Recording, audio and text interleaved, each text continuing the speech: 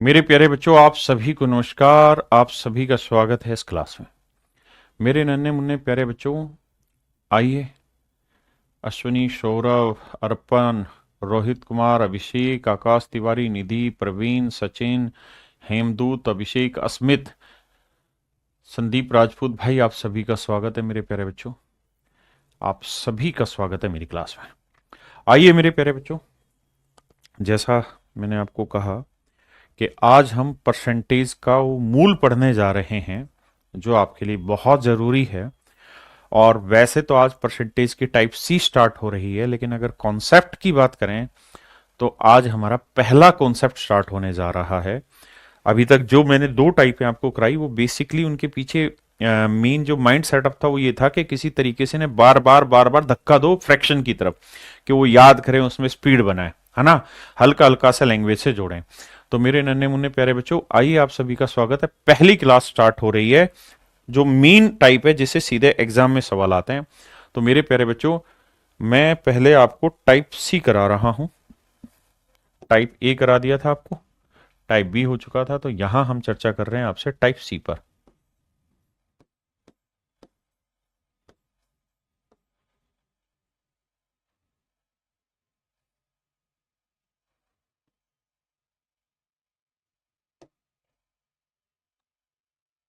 तो मेरे दोस्तों, टाइप सी पे अब हम चर्चा कर रहे हैं आज ही।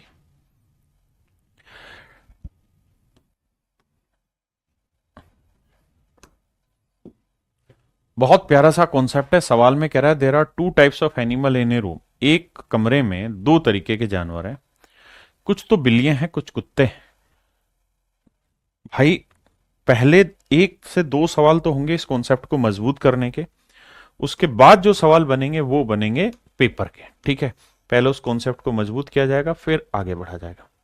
देखिए मेरे दोस्त, कहता है किसी कमरे में कुछ बिल्ली और कुछ कुत्ते हैं। प्रत्येक बिल्ली 7 बिस्किट खाती, प्रत्येक कुत्ता 9 बिस्किट खाता है। यदि 45 जानवर हैं तो टोटल जानवर कितने मेरे भाई? 45। 45 में से कुछ बिल्लियां हैं और कुछ कुत्ते हैं, तो एक्स बिल्लियां हैं और कुत्ते कितने हो गए? 45 माइनस एक्स। मेरे बच्चे, 45 जानवर है जिसमें एक्स बिल्लियां हैं और बाकी 45 माइनस एक्स कुत्ते हैं। सवाल में कह रहा है कि भैया हर एक बिल्ली 7 बिस्किट खा रही है, तो एक्स बिल्लियां कितने बिस्किट खा जाएंगी मेरे दोस्तों? 7 एक्स। हर एक कुत्ते की बात करें तो 9 बिस्किट खा रहा है, तो भैया 45 माइनस एक्स कुत्ते कितना खा जाएंगे? गुना करेंगे, तो 9 को इससे करेंगे, 9 5 45, 9 चौक 36 और 4 40, 405 माइनस 9 एक्स। जबकि टोटल कहता है कुल मिला के जो बिस्किट खाए हैं कुत्ते और बिल्लियों ने मिलके वो खाए हैं 355। कह रहा भैया जी बताओ, बिल्ली कितनी, कुत्ते कितने? तो मेरे बच्चे, 7 में से 2 एक्स घटाया तो यह आया -2 एक्स। ये 405 उधर जाएगा माइनस का, दैट इज -50। माइनस से माइनस काटा, एक्स की वैल्यू आ गई 25। यानी मेरे दोस्तों, एक्स की वैल्यू 25 आ गई। तो इसका मतलब साफ सुथरी बात यह हो गई कि भैया 25 तो है एक्स। एक्स मतलब बिल्लियां, बिल्लियों की संख्या है 25, और कुत्ते कितने हो गए? 45 माइनस 25, 20। ये तो मेरे प्यारे बच्चों इस सवाल को करने का तरीका है डिटेल।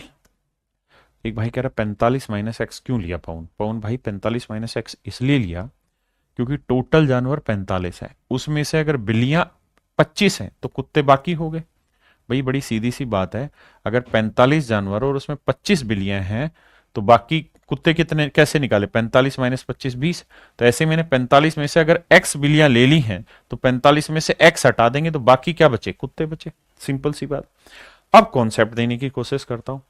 देखो यार, सारा खेल है मैनिपुलेशन का, कि हम आंकड़ों को कितना साफ सुथरे तरीके से मैनिपुलेट करते हैं। अगर हमें मैनिपुलेशन समझ आता है तो बहुत अच्छी चीज है। भैया ये बताओ कि जानवर कितने हैं? 45। मैनिपुलेशन समझते हो क्या होता है? मैनिपुलेशन का मतलब होता है, जैसे मान लीजिए मेरी जेब में 20 रुपए, लेकिन मैं आपको ये बात डायरेक्ट ना बोल के इनडायरेक्ट बोलना चाह रहा हूं। I do not want to tell you in direct way, I just want to express it to you in indirect way. How? कि भाई मेरे पास 20 रुपए का आधा धन है। 20 का आधा कितना हुआ? 10। ठीक है जी। मैं इस बात को घुमा के कैसे बोलूं? नहीं यार, मैं दोबारा से बताता हूं, देखो ध्यान से। मेरे बच्चों, मैंने कहा कि यार मेरी जेब में 20 रुपए हैं। मैं इस बात को डायरेक्ट ना बोल के इनडायरेक्ट कैसे बोलूं कि यार मेरी जेब में ना 10 रुपए हैं, और अब मेरी जेब में 10 रुपए हैं, और मैं नहीं, मैं फिर से गलत बोल रहा हूं। मैनिपुलेशन फिर हो रहा है, दिमाग में कुछ और चल रहा है। शांत होने दो, 1 सेकेंड। हाँ, अब बात है। मेरे नन्हे मुन्ने प्यारे बच्चों, मान लीजिए मेरी जेब में 20 रुपए, और मैं अपनी जेब में ये ना बताऊं कि 20 रुपए है। मुझे समझाना सामने वाले को यही है कि मेरी जेब में 20 रुपए है, लेकिन मैं इसे कितने तरीकों से समझा सकता हूं उस पर चर्चा करते हैं। मैं आपको सीधी सीधी बात कह दूं, यार मेरी जेब में 100 रुपए का 1/5वां हिस्सा है। देखो, 100 का 1/5 करोगे तब भी 20 आएगा। मैं आपको कह दूं मेरी जेब में 10 का डबल है, तब भी यही आएगा। मैं आपको ये कह दूं कि मेरे जेब में 40 का आधा है, तब भी यही आएगा। मैं आपको ये कह दूं कि मेरे पास 1 रुपए का 20 गुना है, तब भी यही आएगा। यानी आपने चीज देखी कि मैं कहूं कुछ भी, लेकिन अर्थ सभी बातों का एक ही निकल के आता है। तो मेरे नन्हे मुन्ने प्यारे बच्चों, अब हम इसी चीज को सीख रहे हैं। सवाल में बोला कि भाई 45 जानवर है, बिल्कुल ठीक है। तो 45 जानवर हैं, तो इसमें से कुछ कुत्ते हैं और कुछ बिल्लियां हैं, कुछ कैट है और कुछ कुत्ते हैं। मेरे प्यारे बच्चों, सवाल में ये कह रहा है कि बिल्लियां हैं 7। बिल्लियां कितनी हैं? 7 ना, सॉरी, एक बिल्ली कितने बिस्किट खा रही है? 7। एक बिल्ली कितने बिस्किट खा रही है? 7। कुत्ता कितने बिस्किट खा रहा है? 9। तो भाई हम ये कह सकते हैं कि कुत्ता 7 तो खा ही रहा है, 2 बिस्किट एक्स्ट्रा खा रहा है। कोई दिक्कत है? नहीं। भाई मेरे बच्चों, इस बात को समझो, एक कमरे में 45 जानवर हैं, हर एक बिल्ली 7 बिस्किट खा रही है, हर एक कुत्ता 9। तो मैंने लिख दिया कुत्ता 7 तो खा ही रहा है, 2 एक्स्ट्रा खा रहा है। कोई दिक्कत है? नहीं। तो यानी गौर से देखोगे तो 7 बिस्किट बिल्ली भी खा रही है और 7 बिस्किट कुत्ता भी खा रहा है। तो हम ये कह सकते हैं कि यार हर जानवर 7 बिस्किट तो खा ही रहा है। 45 जानवर थे, हर जानवर 7 बिस्किट कम से कम खा ही रहा है। तो टोटल बिस्किट 7 5 35 और 7 चौक 28 ना, 7 5 35, 7 चौक 28 और 3 31, 315 बिस्किट खाए गए। जबकि एक्चुअल में जो बिस्किट खाए गए हैं वो 355 है। जबकि मेरे हिसाब से अगर मैं हर जानवर 7 7 बिस्किट खाए तो मेरे हिसाब से 315 ही बिस्किट खाए गए हैं। तो कितने बिस्किट एक्स्ट्रा खाए गए हैं? 40। किसकी वजह से? भाई 40 ज्यादा बिस्किट खाए गए हैं। क्यों?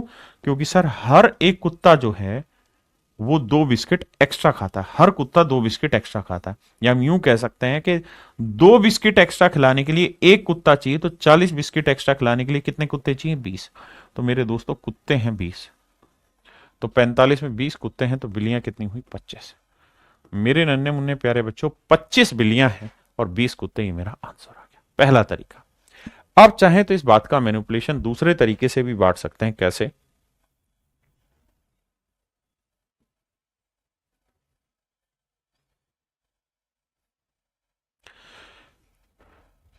मैं इस बात को ऐसे कह सकता हूं कि भाई 45 जानवर, हाँ जी, कुछ कुत्ते हैं और कुछ बिल्लियां। मेरे दोस्तों, हर कुत्ता 9 बिस्किट खाता है, जबकि हर बिल्ली 7 बिस्किट खा रही है। तो मैं लिख लेता हूं, यार हर बिल्ली 9 तो खा ही रही है, बस 2 बिस्किट कम खा रही है। हाँ जी, अर्थ वही आ रहा है ना कि 7 बिल्ली खा रही है। हाँ जी, मैंने लिख दिया 9 तो खा ही रही है, 2 कम खा रही है। कुल मिला के जो बिस्किट खाए गए हैं वो 355 खाए गए। 355 बिस्किट खाए गए। तो कुत्ते और बिल्लियों की संख्या ज्ञात करें। तो मेरे बच्चे, मैं ऐसे कहता हूं कि यार 9 बिस्किट कुत्ता भी खा रहा है और 9 बिस्किट बिल्लियां भी खा रही हैं। तो 9 बिस्किट तो हर कोई जानवर खा रहा है। तो 45 जानवर है, हर कोई जानवर 9 बिस्किट खा रहा है। तो टोटल बिस्किट कितने हैं? 9 5 45, 9 चौक 36 और 4 40, 405। सर अगर मैं ये कहूं कि 9 बिस्किट कुत्ता भी खा रहा है, 9 बिस्किट बिल्ली भी खा रहे हैं, तो कुल मिला के 405 बिस्किट खाए गए। 405 बिस्किट खाए गए हैं। इस हिसाब से ध्यान दोगे तो टोटल 405 बिस्किट खाए गए हमारे हिसाब से, लेकिन एक्चुअल में खाए हुए 355। कितने कम खाए हुए? 50 बिस्किट कम खाए हुए। भाई हम जो कैलकुलेशन कर रहे हैं उस हिसाब से 405 है, एक्चुअल 355 है। कितने बिस्किट कम खाए हुए? 50 बिस्किट कम खाए हुए। इसका लॉजिक क्या हुआ? ऐसा इसलिए हो रहा है क्योंकि हर बिल्ली सभी से 2 बिस्किट कम खाती है, या यूं कह दें कि 2 बिस्किट कम खिलाने के लिए एक बिल्ली चाहिए। तो 50 बिस्किट कम खिलाने के लिए कितने बिल्लियां चाहिए? 25। तो मेरे बच्चे, बिल्लियां निकल के आ गई 25। तो 45 में 25 बिल्ली हैं, तो कुत्ते कितने हुए? 20। हाँ है ना?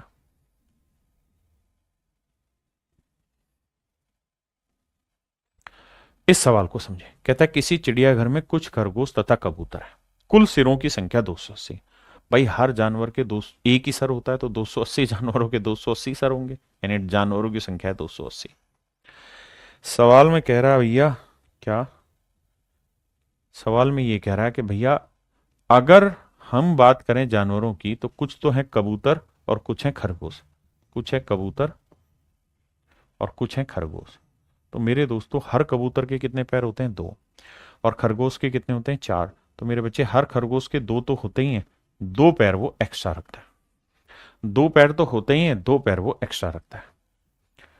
और टोटल कुल मिला के पैरों की संख्या कितनी है मेरे प्यारे बच्चों? 820। कुल मिला के पैरों की संख्या कितनी है? 820। अब तो 2 पैर मेरे बच्चे कबूतर के भी हैं और 2 पैर खरगोश के हैं। इस लिहाज से देखें तो 280 जानवरों के 2 पैर के हिसाब से देखें तो टोटल 500 कितना हो गया? 60 पैर हो गए। जबकि एक्चुअल में 560 पैर नहीं, 820 है। तो कितने ज्यादा? 0। 12 में 6 गया 6, और 6 में 7 में 5 गया 260 पैर। तो ये क्यों आ रहा है? तो सर इसके पीछे की कहानी ये है कि हर खरगोश के 2 पैर एक्स्ट्रा है, हर खरगोश के 2 पैर एक्स्ट्रा है। तो हर खरगोश के 2 पैर एक्स्ट्रा है, तो 2 पैर फालतू रखने तो एक खरगोश चाहिए। तो 260 पैर रखने तो कितने खरगोश चाहिए? 130। मतलब मेरे प्यारे बच्चों खरगोशों की संख्या 130 है। अगर खरगोश 130 हैं तो 280 में 130 गया, तो कबूतर कितने बने? 280 माइनस 130, 150। तो मेरे प्यारे बच्चों मेरा आंसर होगा 150। तो कबूतर होंगे 150 और खरगोश होंगे 130। क्लियर है? आप इसी बात को दूसरे तरीके से भी समझ सकते हैं। कैसे? कि सर 280 जानवर है, खरगोश के कितने पैर हैं सर? 4। कबूतर के कितने होते हैं सर? 2। हम ये कह रहे हैं सर खरगोश के 4 हैं, कबूतर के भी 4 मान लेते हैं, बस 2 पैर कम कर लेते हैं, और टोटल पैरों की संख्या 820 है। अब एक चीज बताना सर, 4 पैर खरगोश के भी हैं, 4 पैर कबूतर के भी हैं, तो 280 जानवरों के 4 पैर के हिसाब से टोटल पैर कितने हुए? 0, 4 8 32, 4 दूनी 8 3, 1120 पैर। तो मेरे लिहाज से इसमें 1120 पैर है, जबकि एक्चुअल में है 820। तो कितने कम है? 300 कम है, 300 पैर कम है। तो मेरे दोस्तों ध्यान से देखेंगे तो हर कबूतर के 2 पैर कम है। बिल्कुल है जी, हर कबूतर के 2 पैर कम है। तो 300 पैर कम है कबूतरों के। और हमें मतलब इस चीज को ऐसे समझो कि एक कबूतर के 2 पैर कम है, यानी 2 पैर कम करने तो एक कबूतर चाहिए। तो 300 पैर कम करने तो कितने कबूतर चाहिए? 150। यानी कबूतरों की संख्या 150 है, तो 280 में 150 हो गया, तो खरगोश आएगा 130। ये मेरे दोस्त आपका आंसर होगा। हाँ जी, यहां से आपके पेपर के क्वेश्चन स्टार्ट हो जाते हैं। पहले पढ़िए ध्यान से, फिर आगे चर्चा करेंगे।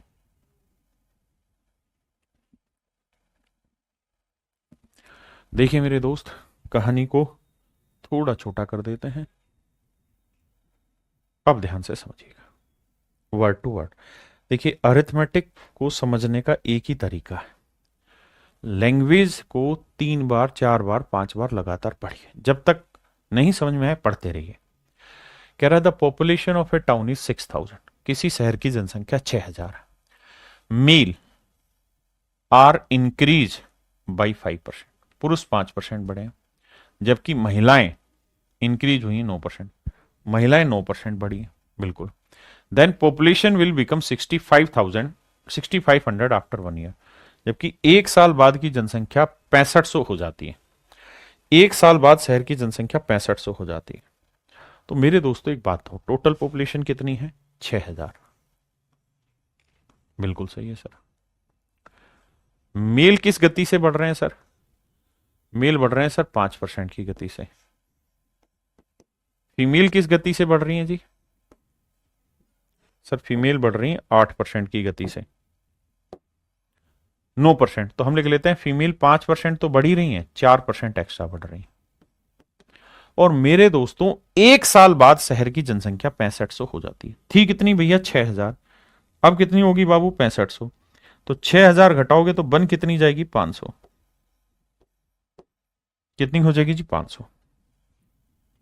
इसका मतलब 1 साल में इन्होंने 500 जनसंख्या बढ़ा दी शहर वालों ने।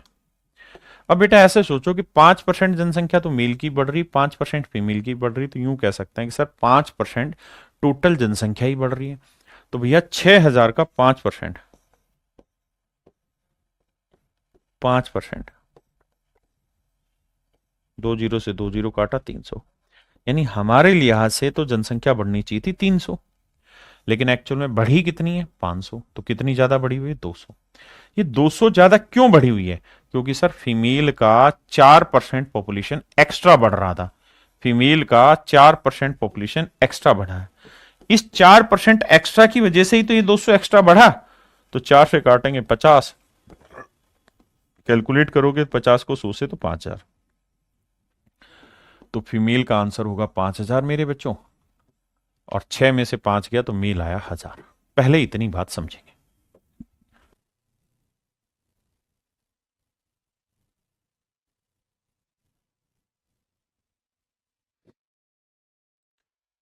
अब मेरे दोस्तों हमसे पूछा क्या है, हमसे एक चीज पूछी है कि सर जी ये बताओ पुरुषों की वर्तमान वर्तमान जनसंख्या क्या होगी। भाई आफ्टर 1 ईयर होगी ना ये कहानी, तो आफ्टर 1 ईयर होगी ये कहानी। बिल्कुल सर, हम तो आज की बात कर रहे हैं, तो सर आज अगर पुरुषों की बात करें तो पुरुष होंगे 1,000। लेकिन आप चाहो तो इस कहानी को उल्टा भी कर सकते हो। It is not necessary to do in the same manner. आप फीमेल लिख लो यहां, 9% बढ़ रही और मेल बढ़ रहे थे 5%। तो मेल को लिख लो 9% तो है ही, 4% कम है। भाई मेल कितने थे 5%, फीमेल 9, तो मैंने 9 कर लिया, लेकिन फिर यहां मैंने 4 कम कर दिया। ठीक है जी। और टोटल जनसंख्या कितनी बढ़ी है 500। मेरे प्यारे बच्चों इतना डिटेल बता रहा हूं ना, अब शैतानी मुझे किसी भी तरीके की बर्दाश्त नहीं होगी अब से। रोज का काम रोज करना। देखिए ध्यान से, अब भाई 9% मेल भी बढ़ रहे हैं, 9% फीमेल भी बढ़ रहे हैं, तो इसका मतलब टोटल पॉपुलेशन ही 9% बढ़ेगी। हाँ जी। तो 6,000 का 9% क्या हुआ, 20 से 20 काटा 540। इस हिसाब से जनसंख्या बढ़ी भाई 540। यार हमारे हिसाब से 540 बढ़ने चाहिए, है 500, तो कितने कमी बढ़ी भाई 40 की कम बढ़ी। किसकी वजह से भैया 4%। तो मेल का 4% जो वैल्यू है वो रिप्रेजेंट कर रहा है 40 को, तो 4 से काटेंगे 10 आया। तो मेल आएगा मेरे बच्चे 1,000। यानी मेरे दोस्तों पुरुषों की जो जनसंख्या है वो 1,000 है, मेल की जनसंख्या 1,000 है। तो 6 में से 1 घटाओगे तो यह आएगा 5,000। अब मेरे प्यारे बच्चों मुझे कमेंट करके बताओ कितने बच्चे इस चीज को फास्ट स्पीड से समझ गए। मतलब सर मेरा में लोबे नहीं चल रहा है, पता नहीं क्या कर रहा भाई। अब मेरी पॉइंट समझ पाए, मेन बात पे आ जाओ कि पेपर में आप जो मर्जी तरीका लगाइए हर एक से आंसर आएगा।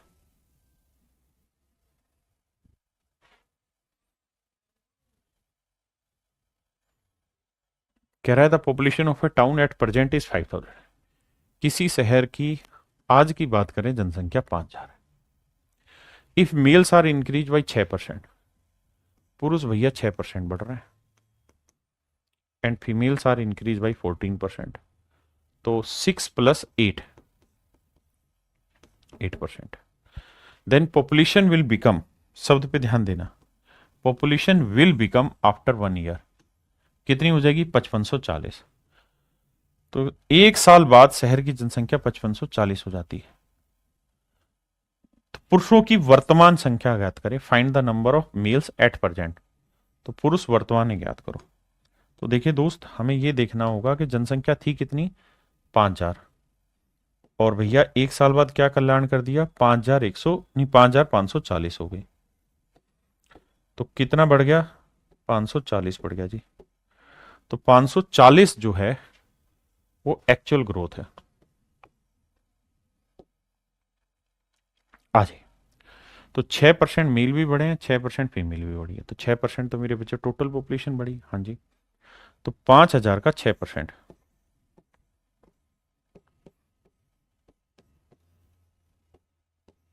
तो 300 बढ़ी हमारे हिसाब से। भाई हम जैसा सोच रहे हैं वैसे तो 300 बढ़ी, लेकिन एक्चुअल में बढ़ी 540। तो बाबू क्या कल्याण हुआ है 240 का कल्याण हुआ है। किस कारण हुआ जी 240 का? काहे कि जो मेल हैं उनकी नहीं, फीमेल की जनसंख्या 8% बढ़ी है एक्स्ट्रा। तो फीमेल का 8% जो वैल्यू है दैट इज इक्वल टू 240। 8 से काटेंगे 30, तो फीमेल आ जाएगा 3,000, 3,000 आएगा ना बाबू। तो 5 में 3 गया तो 2,000 उत्तर आएगा। आप में से कितने बच्चे सहमत है इस बात से?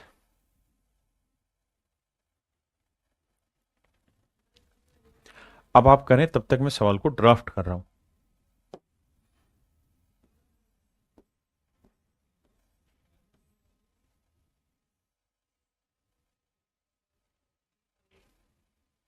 महिलाओं की 5 है, तो पहले महिलाएं लिख लेता हूं। आप करते रहिए सवाल को।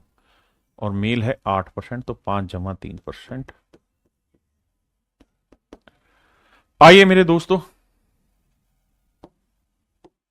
कह रहा है population will become this after 1 year. 1 साल बाद इतनी हो जाएगी, 1 वर्ष बाद जनसंख्या इतनी हो जाएगी। तो मेरे नन्हे मुन्ने बच्चों, एक बात तो बताओ, 10,272 हो जाएगी जी। मान ली बात आपकी सही, लेकिन आज कितनी है? आज है सर 9600। घटाते हैं जी, 2 आया, 7 आया, 12 में 6 गया, 6 आया, 10 में 9 गया, 1 है। गलत कर रहा हूं क्या मैं? हाँ, हासिल तो आएगी नहीं। यानी कुल मिला के 672 जनसंख्या बढ़ी है। ध्यान देना भाई, कह रहा है जी 672 जनसंख्या बढ़ी हुई है कुल मिला के 1 साल में। अब मेरे दोस्तों सामने आई क्या कि भाई 5% मेल बढ़े, 5% फीमेल बढ़ी, तो इस हिसाब से 5% पूरी जनसंख्या बढ़ी। सर कोई दो राय नहीं है। तो भैया 9600 का 5%,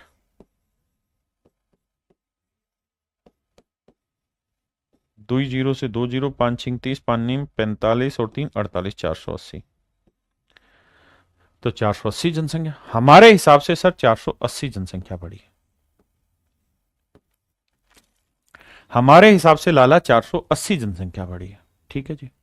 एक्चुअल में क्या हुआ सर? 672।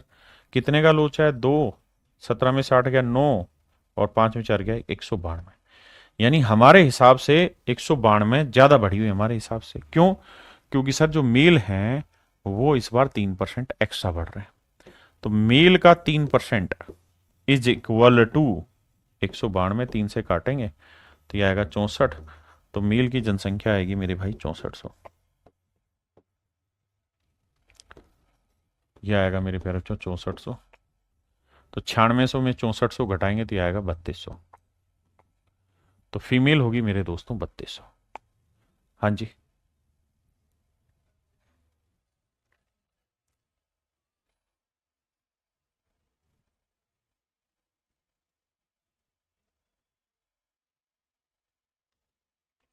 मेरे प्यारे बच्चों ये होमवर्क है, ये आपको खुद ही करना है। The population of A village was this in a year, the increase in the, कह रहा 9800 थी, 8% एक लोग बढ़े, 5% दूसरे लोग बढ़े, 1 साल बाद जनसंख्या 10,450 होगी। मतलब वो यही कह रहा है कि इन ए ईयर, देखो यहां लिखा हुआ है 1 साल बाद, है ना। एक गांव की जनसंख्या कितनी थी 1 साल में। तो ये कहानी लिखी हुई, ये होमवर्क है आपका, खुद करना है।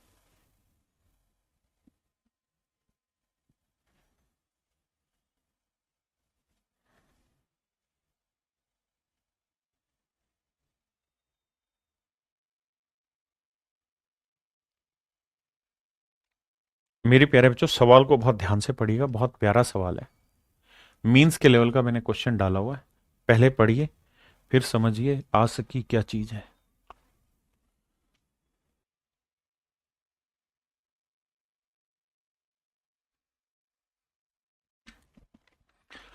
मेरे नन्हे मुन्ने प्यारे बच्चों ध्यान दीजिए। प्राची कश्यप कह रहे हैं होमवर्क के क्वेश्चन कहां मिलेंगे? बेटा ये होमवर्क दे तो दिया, एक ही टाइप के कुछ ही तो मैं कराऊंगा, सारे थोड़ी करा रहा हूं।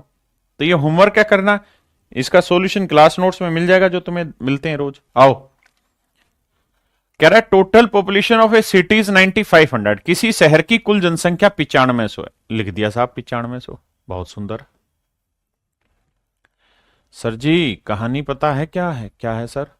कहानी ये है कि मेल पॉपुलेशन इंक्रीज हो रही है 14.2%, 14.2%, जबकि फीमेल पॉपुलेशन इंक्रीज हो रही है 17.7%।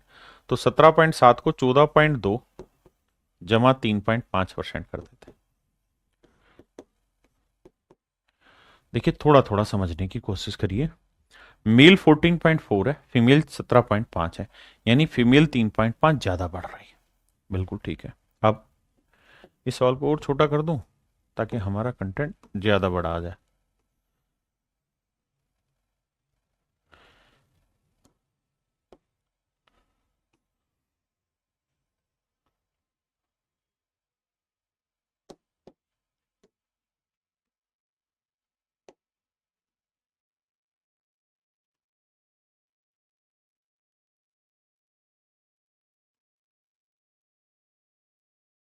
आइए मेरे दोस्त, और सवाल में कह रहा है कि एक साल के बाद जनसंख्या 11,003 हो गई।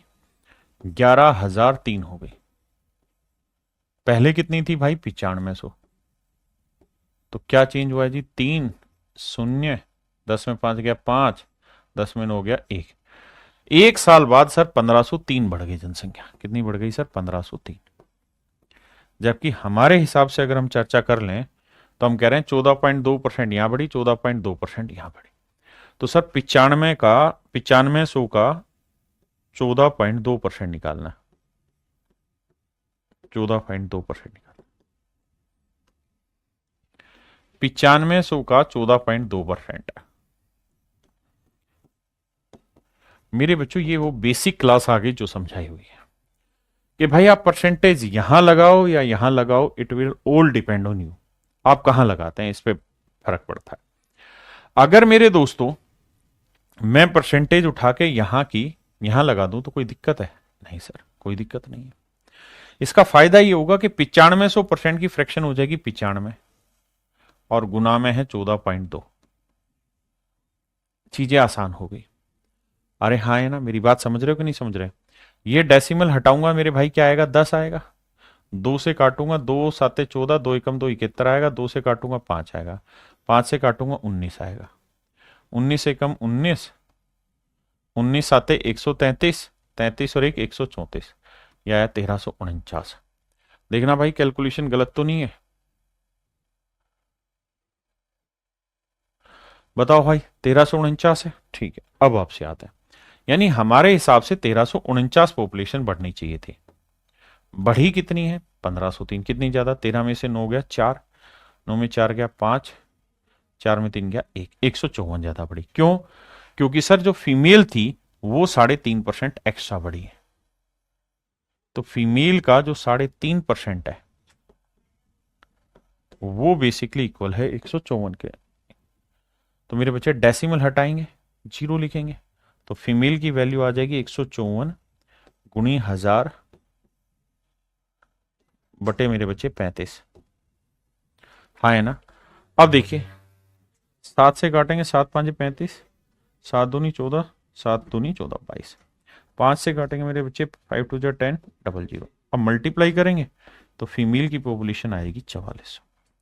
तो अगर क्वेश्चन में ये पूछा होता कि मेल बताओ कितने हैं और फीमेल बताओ कितने हैं, तो मेरे बच्चे फीमेल आएगी 4400 और मेल निकालने के लिए इससे सब्ट्रैक्ट करेंगे तो मेल आ जाएगा मेरे बच्चे कितना? 4100। सबसे पहली कहानी यहां तक आई है, उसके बाद चीजें मैं आगे समझाता हूं। पहले एक बार इतनी बातें समझिए। सवाल थोड़ा सा बड़ा है, मेरा खुद का बनाया हुआ सवाल है, ताकि हम मैक्सिमम लेवल की कैलकुलेशन एक बार आपके सामने दिखाएं कि भाई मुश्किल से मुश्किल ऐसा आ सकता है, मीन्स लेवल कभी डिफिकल्ट होगा तो ऐसा बनता है। तो घबराने की जरूरत नहीं, और तरीके से इसे समझाऊंगा। पहले इतनी बात को समझो, करो।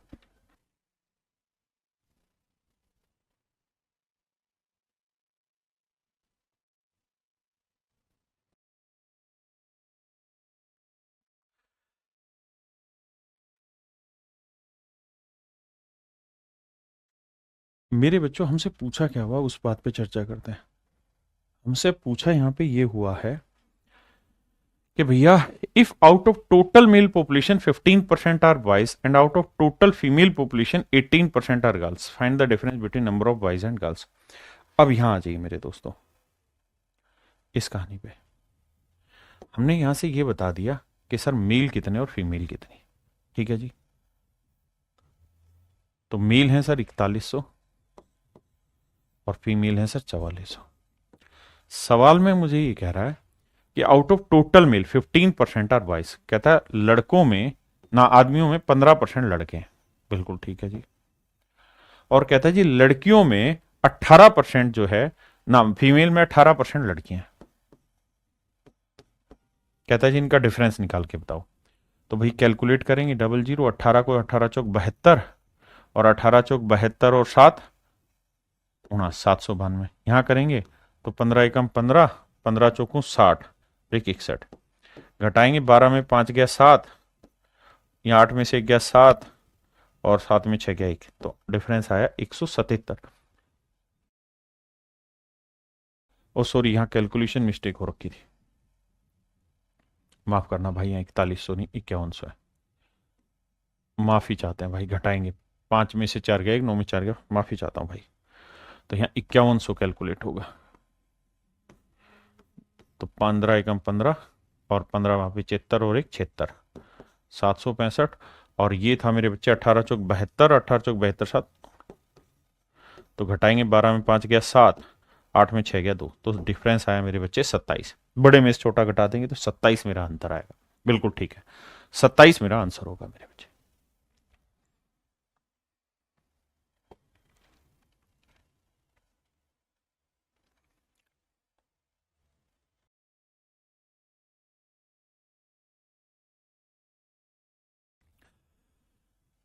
मेरे प्यारे बच्चों ध्यान से देखिए, सवाल में कह रहा है कि 2010 में a library contain a total of 11,500 books in 2 categories. कहता भैया 11,500 किताबें थी 2010 में एक लाइब्रेरी के अंदर। इसमें 2 कैटेगरियां बनी हुई है, एक फिक्शन की एक नॉन फिक्शन की। कहता है बाबू जो फिक्शन की कैटेगरी है उसमें जो ग्रोथ है मेरे बच्चों वो है कितनी, कहा गया, वो ग्रोथ है मेरे भाई 10% की। और जो नॉन फिक्शन है उसमें ग्रोथ है 12% की, तो इसे लिख लेते हैं 10 तो है ही, 2% एक्स्ट्रा है। अब मेरे दोस्तों आगे कह रहा है कि 2015 में जो लाइब्रेरी में किताबें होगी वो 12,760। तो भैया 12,760 किताबें होगी 5 साल के बाद, है ना। और ये रेट ऑफ इंक्रीज जो है पूरे 5 साल का है, यानी उसी टेन्योर में क्या इंक्रीज हुई वो दे रखा है। और थी कितनी मेरे भाई, तो आप कहेंगे 11,500। 11,500 थी और मेरे भाई 12,760 हो गई। कितनी इंक्रीज हुई, 0 6, 7 में 5 गया 2, और 2 में 1 गया 1। यानी इस हिसाब से कह रहा है कि 1260 किताबें बढ़ी हैं इन 5 सालों में कुल मिला के। अब मेरे बच्चे मैं आपको ये कह रहा हूं कि अगर मान लो कुल मिला के 10% का ग्रोथ हो फिक्शन में भी और 10 ही नॉन फिक्शन में, तो टोटल 11,500 किताबें थी। इसका 10% निकालेंगे तो कितना निकल के आएगा भाई, 1150 किताबें। तो हमारे हिसाब से ग्रोथ होनी चाहिए थी 1150 किताबों की। है कितनी भाई, 0 6 में 5 गया 1, 2 में 1 गया 1। 110 किताबों की ग्रोथ हमारे अकॉर्डिंग ज्यादा हो रखी। क्यों, क्योंकि जो नॉन फिक्शन किताबें हैं वो 2% ज्यादा ग्रोथ ले रही। तो नॉन फिक्शन किताबों का 2% जो वैल्यू है वो है मेरे बच्चों 110, 2 से काटेंगे आएगा 55। तो नॉन फिक्शन किताबें आएंगी 5500। अगर नॉन फिक्शन किताबें 5500 हैं तो 11,500 में से 5500 घटाएंगे मेरे बच्चे, तो फिक्शन की किताबें कितनी आ गई, 5,000। फिक्शन की किताबें कितनी आ गई मेरे भाई, 5,000। 5 5 10, नहीं 6,000। ये आएंगे मेरे बच्चों 6,000। अब हमसे पूछा क्या सवाल ने, उस बात पे चर्चा कर लेते हैं। तो सर हमसे पूछा एक चीज है, और वो ये कि भाई ये तो आपने बता दिया कि फिक्शन में कितनी नॉन फिक्शन में कितनी किताबें हमें पता चल गई, लेकिन हमें ये बताओ कि भाई लास्ट में 2015 में लाइब्रेरी के अंदर फिक्शन की किताबें कितनी है। तो मेरे बच्चों 2010 में फिक्शन में किताबें कितनी थी, 6,000। और मैं जानना चाह रहा हूं 2015 में, तो इस ड्यूरेशन में कितना इंक्रीज हुआ फिक्शन की किताबों में, 10%। तो मेरे बच्चे अगर 10% इंक्रीज हुआ है तो इसका 10% कैलकुलेट करोगे तो 6,000 का 10% कितना होगा, 600। और 600 इंक्रीज हुआ है मेरे दोस्तों, तो 6,000 किताबें पहले से थी, 600 इंक्रीज हो गई, तो अब कितनी हो गई होंगी 2015 में, 6600। तो मेरे दोस्तों 2015 में 6600 किताबें हो गई होंगी। 2015 में 6600 किताबें मेरे प्यारे बच्चों हो गई। कितनी किताबें हो गई, 6600 किताबें हो गई। मेरे भाई 6,000 आंसर नहीं होगा। अगर वो ये कहता ना कि वर्तमान में कितनी है, यानी 2010 में कितनी थी, तो आपका उत्तर होता 6,000। लेकिन उसने 2010 में नहीं पूछा, 2015 में पूछा, तो वहां आपको जोड़नी पड़ेगी।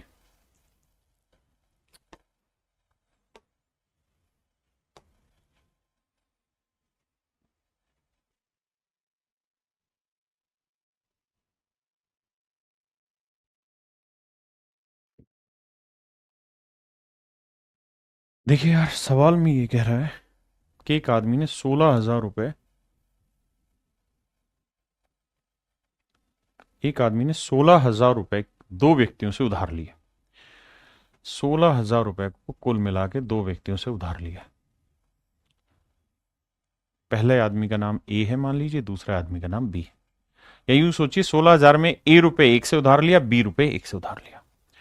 अब कहता है एक को रेट ऑफ इंटरेस्ट दिया उसने 6%, दूसरे को दिया 10%। 10% वाले को लिख लेते हैं यार, 6% तो दिया ही, 4% ज्यादा दिया। बिल्कुल ठीक है जी।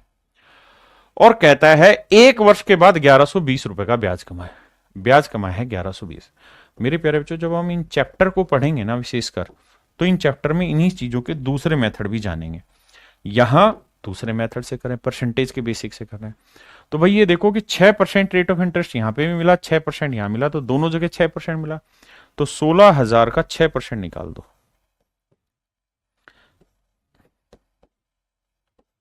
तो ये आएगा मेरे बच्चे 9600 रुपए, ना 960 रुपए।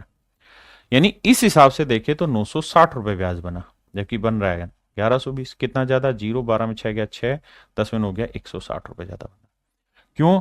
क्योंकि दूसरे वाले हिस्से पे उसे 4% एक्स्ट्रा ब्याज मिल रहा था। तो बी पे जो उसे एक्स्ट्रा 4% इंटरेस्ट मिल रहा है, ये बराबर है 160 के। 4 से काटेंगे, 4 चौक 16, 40 है। तो दूसरा हिस्सा जो आएगा वो आएगा 4,000। अब उसने पूछा कि 10% की रेट पे कितना पैसा उधार दिया, तो यही वाला तो था 10% वाला। तो ये 4,000 रुपए उधार दिया हुआ। तो मेरे बच्चे आंसर होगा 4,000।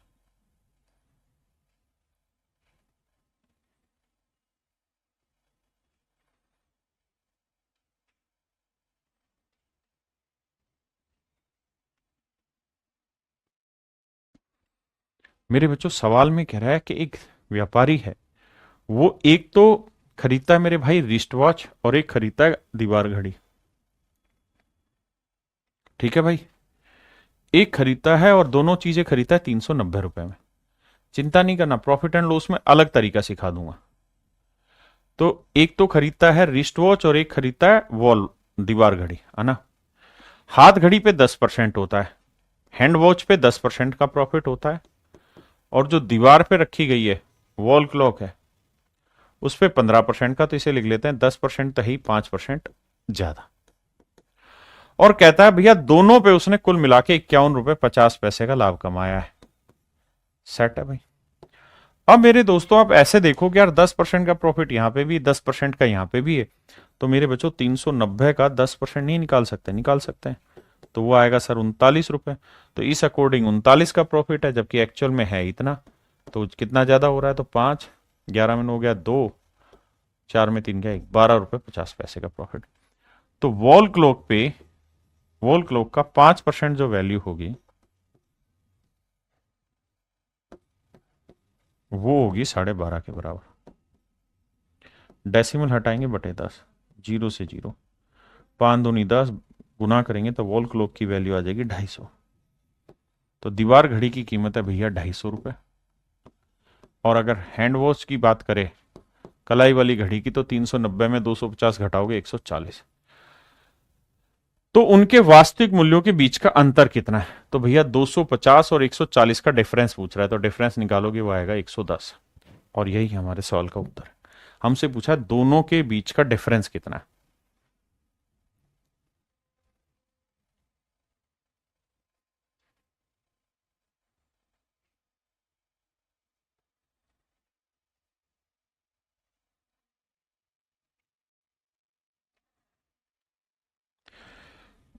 देखिए मेरे दोस्त,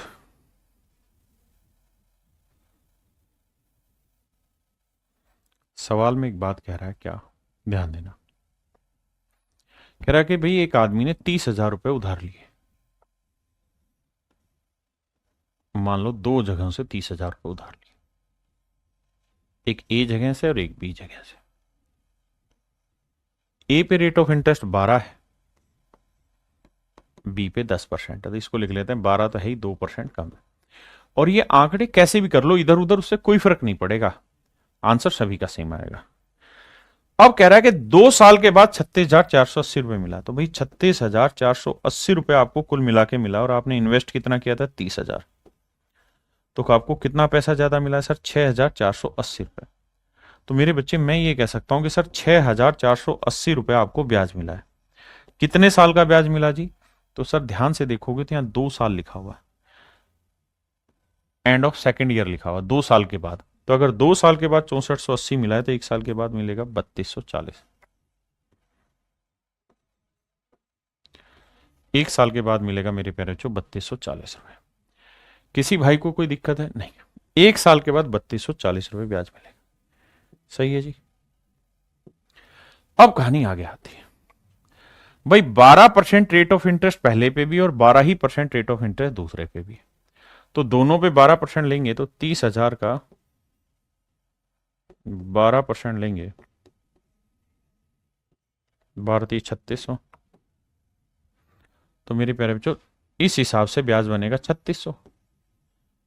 लेकिन एक्चुअल जो ब्याज बन रहा है वो तो बन रहा है भैया कम, 3240।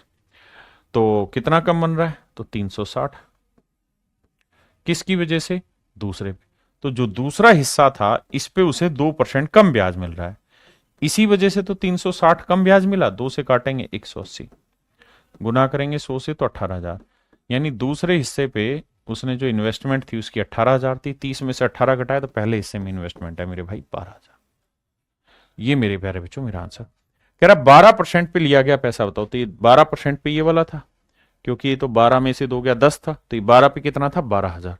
तो मेरे बच्चे मेरा आंसर होगा ऑप्शन सी, 12,000।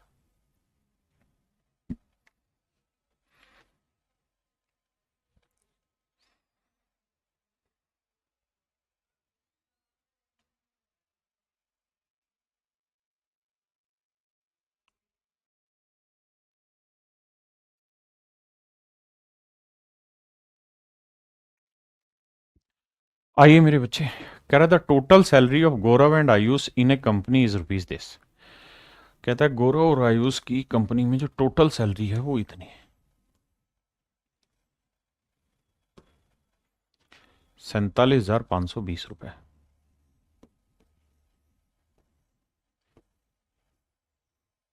दो लोग हैं, एक गौरव है और एक आयुष है। कहता है गौरव की सैलरी में 23% का इंक्रीज हो रहा है, जबकि दूसरे की सैलरी में 30% का। अब मेरे दोस्तों एक बात बताओ, 23% निकालना आसान है या 30%? तो हमेशा क्या करो, जो आसान हो उसको पूरे पे लेके चलो। तो हम मान लेते हैं भाई आयुष का 30% इंक्रीज है सैलरी में, जबकि गौरव की सैलरी में इंक्रीज है कितना? 23%। तो हम कहेंगे गौरव की में 30% तो इंक्रीज हो ही रहा है, बस 7% कम इंक्रीज हो रहा है। हाँ जी सर, बिल्कुल ठीक बात है। और कह रहा है कि 1 साल के बाद जनसंख्या मतलब उसका जो वेतन है वो 59,928 रुपये हो जाता है। माइनस करेंगे कितना? 47,520। घटाएंगे 8, 2 में 2 गया 0, 9 में 5 गया 4, 9 में 7 गया 2, 5 में 4 गया 1। तो यह आया मेरे बच्चे 12,408।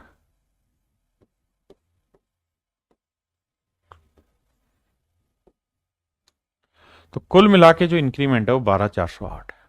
तो 30% मेरे प्यारे बच्चों ए में ग्रोथ है और 30% ही जी में ग्रोथ है, यानी आयुष और गौरव में। तो 47,520 का कुल मिला के 30% ग्रोथ निकालो।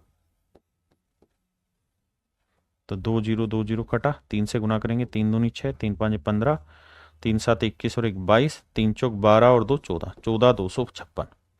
तो हमारे अकॉर्डिंग जो ग्रोथ बन रही है वो भाई 14,256 बन रही है, लेकिन एक्चुअल में जो ग्रोथ है वो 12,408 है। तो कितने की कमी निकालते हैं? 16 में 8 गया 8, यहाँ 4 बचा, फिर यहाँ 12 में से 4 गया 8 आया मेरे भाई, यहाँ 3 में 2 गया 1, 1848। हमारे हिसाब से 1848 इनकम कम बन रही है। क्यों कम बन रही? क्योंकि गौरव की 30% नहीं 7% कम ग्रोथ था। तो गौरव की इनकम का जो 7% था वो बराबर है इसके। तो देखिए यार, 7 से काटेंगे, 7 दूनी 14, बचा कितना जी? 7 दूनी 14, 4, 7 छिंग 42, बचा कितना? 2, 7 चौक 28। तो गौरव की जो तनख्वाह है वो बनी 26,400। तो मेरे भाई गौरव की जो सैलरी वो 26,400 बनी। और इसमें से घटा देंगे तो वो आ जाएगी आयुष की सैलरी। अब जरा ध्यान देना पहले इतनी बात पे। अगर मैं आपसे कहूं कि भाई आयुष की तनख्वाह निकाल के बताओ, तो आप यही तो कहोगे सर कि भाई 47,520 में से गौरव की सैलरी कितनी, 26,400, ये घटा देंगे तो बाकी आयुष की आ जाएगी। तो 0 2 1 1 2, यानी 21,120 रुपए जो तनख्वाह है वो है मेरे बच्चे आयुष की, और 26,400 रुपए तनख्वाह है गौरव की। वो कह रहा है कि भैया हमको क्या बताओ, हमको इन दोनों के बीच का डिफरेंस बताओ। तो डिफरेंस निकालना है तो भाई देखो 26,400 में से 21,120 घटाओ। 10 में से 2 गया 8, यहां क्या बचा मेरे बच्चों, यहां 3 3 में गया 2। तो देखो 280 कहां आ रहा है, किस ऑप्शन में के आखिर में 280 है, यहां है कहीं नहीं, यही है। तो ये मेरा आंसर है। बाकी और भी घटाओगे तो 6 में से 1 गया 5, तो 5,280 मेरा आंसर। अब मेरे प्यारे बच्चों हम एक नेक्स्ट टाइप स्टार्ट कर रहे हैं, टाइप डी।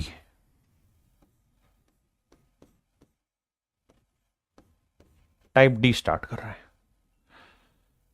मेहुल बाली भाई, मांझा, दिमाग खराब ना करा कर अपना भी भाई।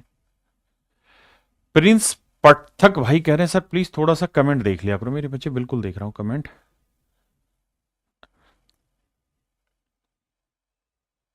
अच्छा मैं देख लेता हूं, दीक्षा बेटा अभी देख लेता हूं, अभी देख ले रहा हूं, ठीक है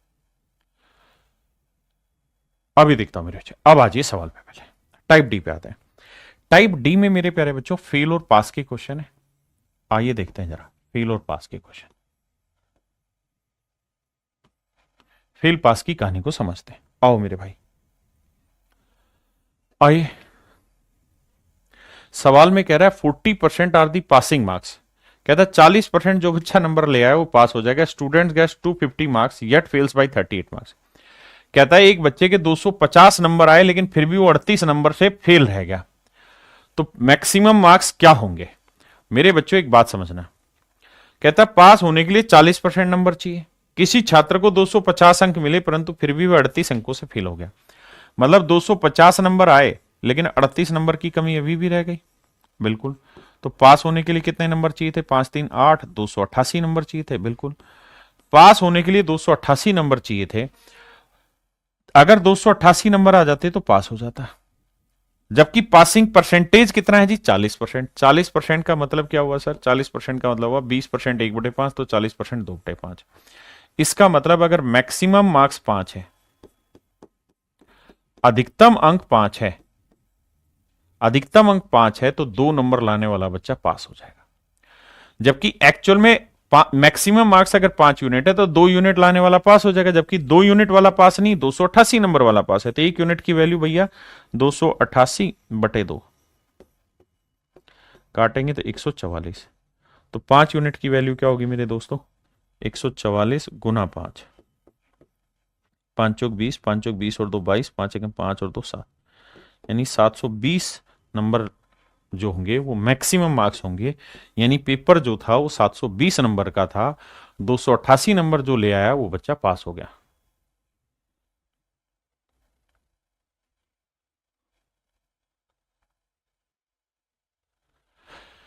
दिव्यार्थी भाई, अगर एक इंक्रीज एक डिक्रीज होता है और अगली ईयर और ए सर्टेन टाइम बाद कोई चेंज नहीं हुआ टोटल पॉपुलेशन में, मेरे प्यारे बच्चों उसने क्या कहा, हमें उस लैंग्वेज पे फोकस करना है और किसी चीज पे नहीं। उसने फोकस कहा कि भाई उतने टेन्योर पे, तो हम उस टेन्योर पे फोकस कर रहे हैं, ठीक है।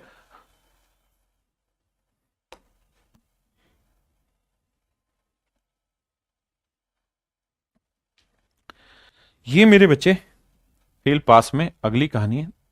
आओ पहले इसे डिटेल समझाता हूं फिर शॉर्ट में समझाऊंगा।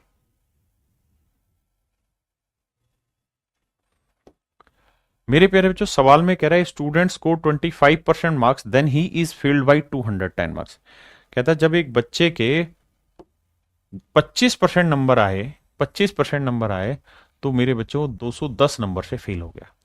देखो 25% आए लेकिन 210 अंकों से फेल हो गया, इसका मतलब ये हुआ कि 25% नंबर आए, अगर 210 नंबर और आ जाते तो पास हो जाता।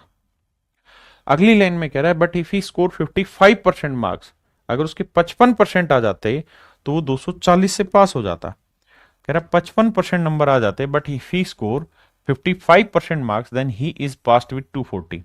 अगर उसके 55% नंबर आ जाते तो वो 240 अंकों से पास हो जाता। कहता है 55% नंबर आ जाते तो 240 अंकों से पास हो जाता। मेरे दोस्त, कहानी को समझिए क्या कह रहा है। ये कह रहा है कि भैया पहले डिटेल समझते हैं, मान लेते हैं मैक्सिमम मार्क्स, अधिकतम अंक मान लेते हैं, पूरा डिटेल में समझेंगे। मैक्सिमम मार्क्स, अधिकतम अंक मान लेते हैं एक्स। पहले डिटेल हमने मान लिया कि यार एक्स अंक जो है उस पेपर के मैक्सिमम है। सवाल में कह रहा है जी एक बच्चा था, उसको क्या हुआ, 25% नंबर आए, मैक्सिमम नंबर का 25% नंबर आए, लेकिन 210 नंबर से फेल हो गया। यानी 210 नंबर उसके अगर आप और दे दें तो ये बच्चा पास हो जाएगा। ये हो जाएगा मेरे बच्चे पास, यानी हम ये कह सकते हैं पास मार्क्स है। यानी मैक्सिमम का 25% नंबर आया और 210 से फेल हो गया, 25% आया, अगर 210 नंबर और मिल जाते तो पास हो जाता। बिल्कुल ठीक है। अगली लाइन में कह रहा है कि अगर इस बच्चे के 55% नंबर आए तो एक्स का 55% नंबर आए,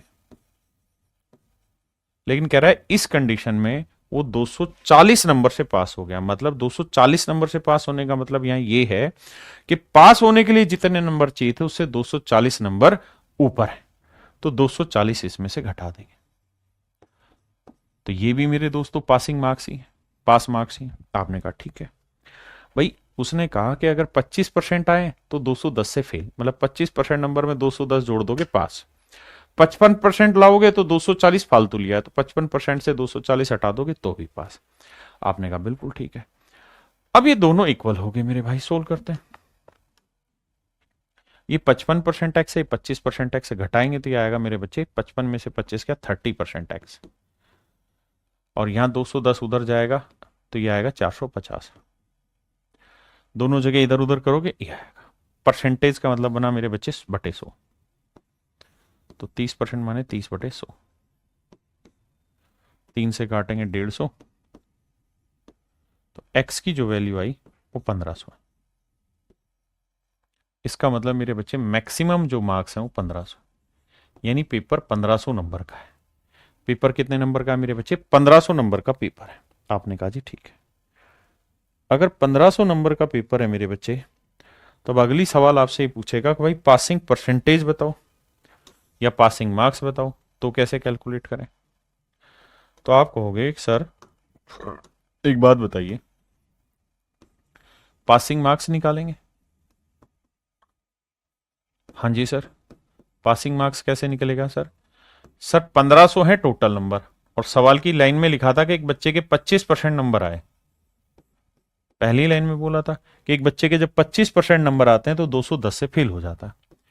यानी 1500 का 25% नंबर लाया, लेकिन 210 की कमी रहेगी, अगर 210 ले आता तो पास हो जाता।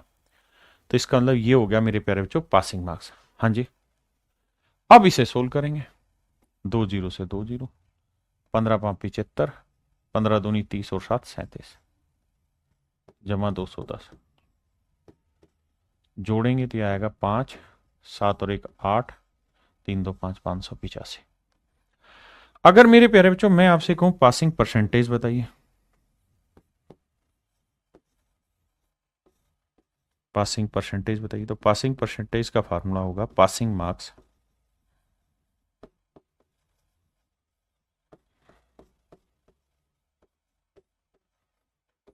अपॉन मैक्सिमम मार्क्स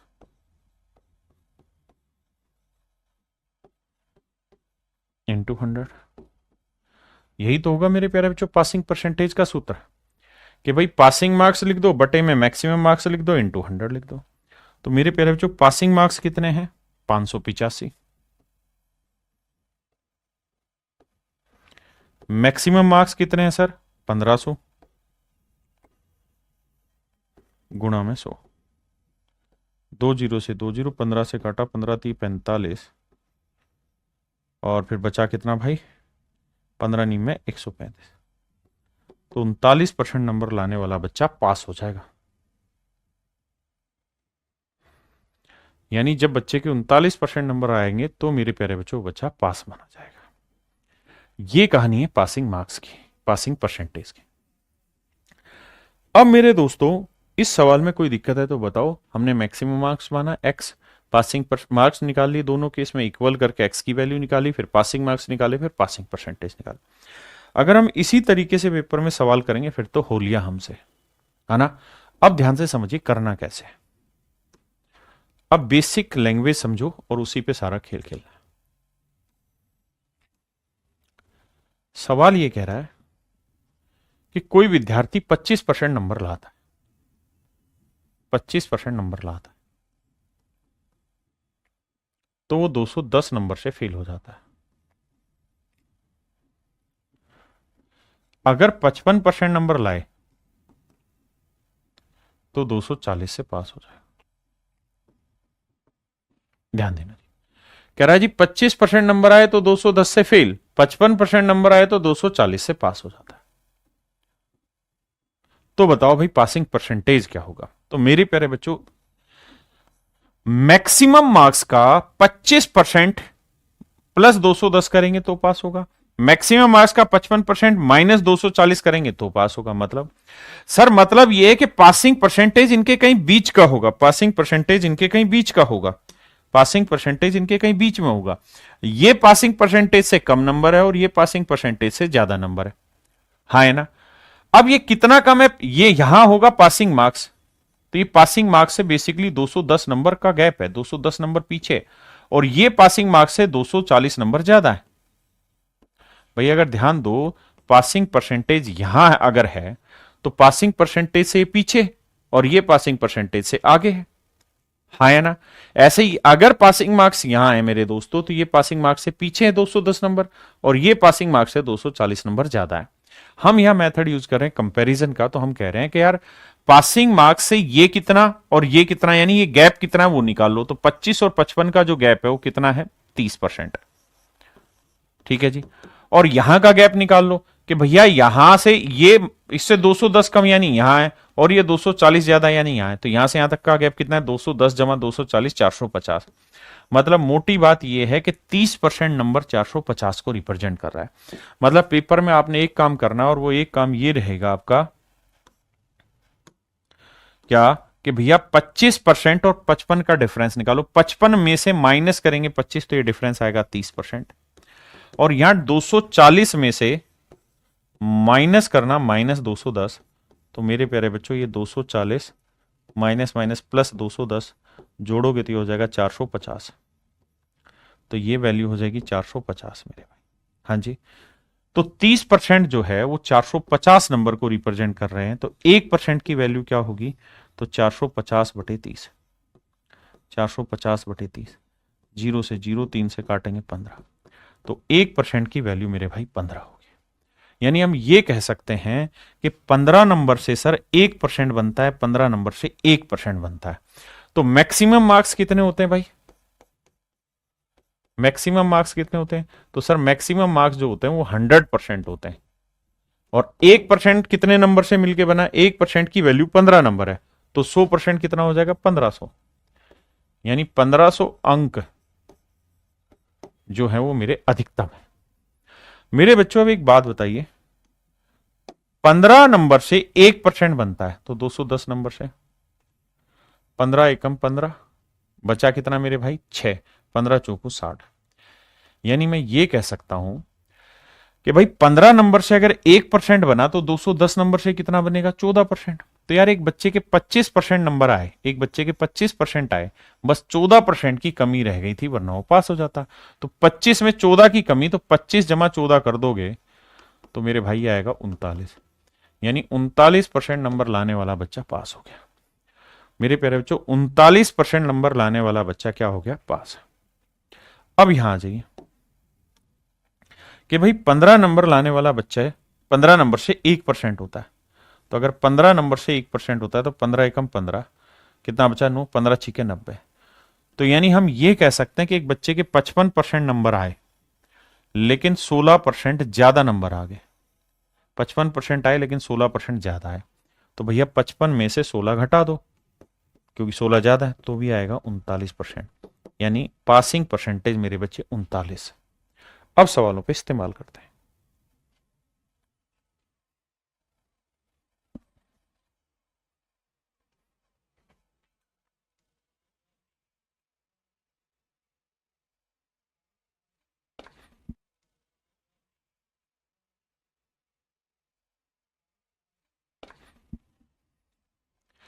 कह रहा है स्टूडेंट स्कोर 36% मार्क्स, एक बच्चे के 36% नंबर आए और वो 32 नंबर से फेल हो गया। लेकिन अगर उसके 48% नंबर आए होते तो 64 नंबर से पास हो जाता। 48% नंबर आते तो 64 नंबर से पास हो जाता। पासिंग परसेंटेज बताइए मेरे बच्चों। 48 में से 36 घटाओगे 12, और यहां 64 में से माइनस करेंगे -32, तो माइनस माइनस प्लस हो जाएगा, 64 32 96। इसका मतलब ये हुआ कि 12% जो है वो 96 को रिप्रेजेंट कर रहा है। तो 1% की वैल्यू 12×7 = 84, 12×8 = 96, 12 से भाग देंगे तो 1% की वैल्यू 8, यानी 8 नंबर से 1% बनता है। तो अगर आपसे पूछे मैक्सिमम मार्क्स बताओ तो 100% होता है। तो भैया 1% से 8 नंबर, तो 100% से कितने हुए? 800 नंबर, सॉरी 800 नंबर। यानी 800 नंबर लाने वाला बच्चा मैक्सिमम स्कोर करेगा, मतलब 800 नंबर जो है वो मैक्सिमम मार्क्स है। पासिंग परसेंटेज पूछा है, तो अगर 8 नंबर से 1% बनता है तो 32 नंबर से कितना बनेगा? 8 चूक 32, 4%। तो सोचो एक बच्चे के 36% आए लेकिन 4% की कमी रह गई, तो 36 और 4 40% वाला पास हो जाता। या ऐसे देखो कि यार 8 नंबर से 1% बना तो 64 नंबर से कितना बना? 8%। बिल्कुल ठीक है। तो यानी एक बच्चे के 48% आए और 8% ज्यादा आ गया, तो 48 में से 8 हटाओगे तो आएगा कितना? 40%।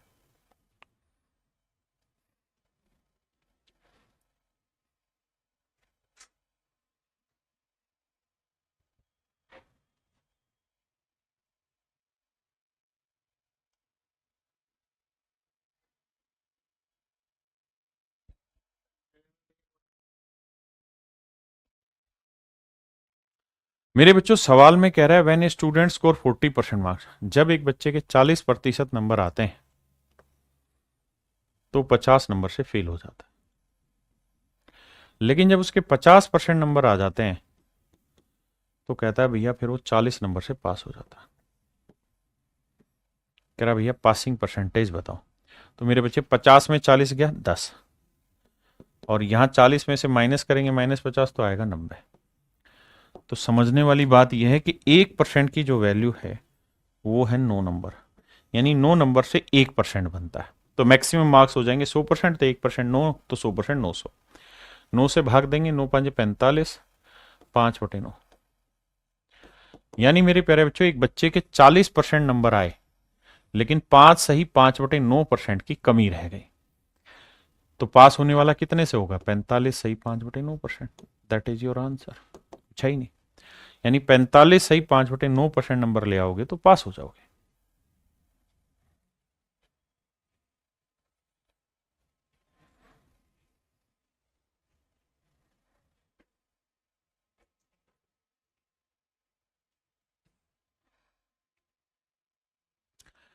कहता है when a student score 30% marks then he is fail by 5 marks, जब एक बच्चे के 30% नंबर आते हैं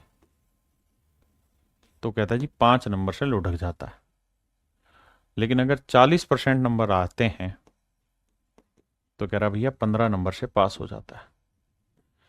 तो देखो 30 और 40 का डिफरेंस 10% आया, और यहां 15 में से माइनस करेंगे -5, तो ये आएगा कितना? 2 20, नहीं ये कितना था? 10 था, सॉरी सॉरी सॉरी 10। तो 10 में से माइनस करेंगे -5 तो जुड़ के 15 हो जाएगा। तो यहां से आपको पता चला कि भैया 1% की जो वैल्यू है वो 15/10 है, यानी 3/2 है। यानी मैं देसी भाषा में कहूं तो यूं कह सकता हूं कि हर 3/2 नंबर से 1% बनता है। तो मैक्सिमम मार्क्स कितने होते हैं सर? 100%। तो भैया 1% की वैल्यू 3/2 नंबर है, तो 100% की वैल्यू कितनी बनी, काटोगे 50 थी 150 नंबर। तो मैक्सिमम मार्क्स 150 और 150 केवल एक ही ऑप्शन में, तो यही मेरा आंसर। पासिंग परसेंटेज निकालना है। तो भाई 3/2 नंबर से 1% बनता है, तो 5 नंबर से कितना, तो 5 को 3/2 से भाग दोगे, 2 पलट के ऊपर जाएगा तो ये आएगा 10/3, और 10/3 को लिखेंगे 3 सही 1/3। यानी एक बच्चे के 30% नंबर आए, लेकिन 3 सही 1/3% की कमी रह गई। जोड़ोगे तो 30 और 3 33 सही 1/3%। यानी जिस बच्चे के 150 नंबर मैक्सिमम है तो 100% है, और पास होने के लिए 33 सही 1/3% आंसर लाना होगा।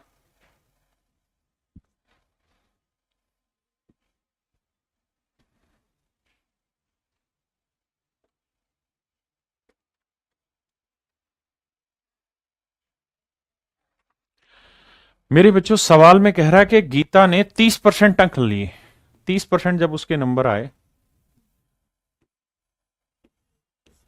तो कह रहा है भैया 50 नंबर से फेल हो गई। वहीं पे अगर उसके 45% नंबर आए होते, या किसी दूसरे बच्चे के 45% नंबर लाया होता, तो पास होने के लिए 25 अंक ज्यादा आ जाते। पहले इतनी ही कहानी सेट करते हैं। 45 में 30 गया 15%, 25 में से माइनस करेंगे, -50 75, तो 15% 75, तो मेरे बच्चे 1% कितने नंबर बनाता है, तो 5 नंबर। मैं ये कह सकता हूं सर 5 अंकों से 1% बनता है। 5 नंबर अगर कोई बच्चा ले आएगा तो 1% बनेगा। तो वो ये नहीं पूछ रहा कि मैक्सिमम मार्क्स बताओ, पासिंग परसेंटेज बताओ, नहीं, उसने लाइन बदल दी। यहां से क्या लाइन बदली, उसने कहा सर तो फिर ये बताओ then how many marks did Vimal get if he score 64% marks. अगर एक बच्चे के 64% नंबर आते हैं तो कितने नंबर आए होंगे उसके। तो बेटा ये बताओ 1% की वैल्यू आपको पता कितने नंबर है, 5, तो 64% की वैल्यू क्या होगी। तो सर 1% से जब 5 नंबर बन रहा है तो 64% से 5 चौक 20, 5 30 और 2 32, 320 नंबर है। तो मेरे बच्चे मेरा आंसर आया 320। मेरे नन्हे मुन्ने प्यारे बच्चों 320 मेरा सही आंसर। हाँ जी।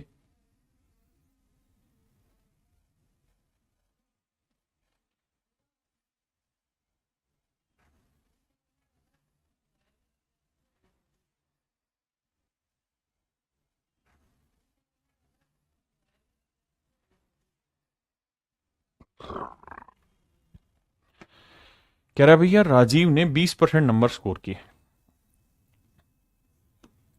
तो फेल हो गया 11 नंबर से।